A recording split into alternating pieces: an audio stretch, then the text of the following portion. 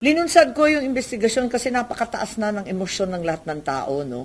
At talagang hindi na natin malaman kung iiyak, magagalit, magwawala sa kalsada, ang lahat ay talagang wala nang maisip gawin. So, naisip ko, ano kaya para malaman at mapanatag ang lahat, mag-imbestiga tayo so that we would know the truth. Let's find out exactly what happened because we don't understand this. It's entirely a case of first impressions. And as the chairman of the Foreign Relations Committee, I launched this campaign. Unfortunately, it apparently put the government in a very bad light. And as a result, nagtampo yung kapatid ko sa akin na inisyata.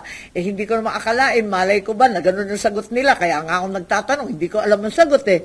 At lahat ng sambayanan nagtatanong din.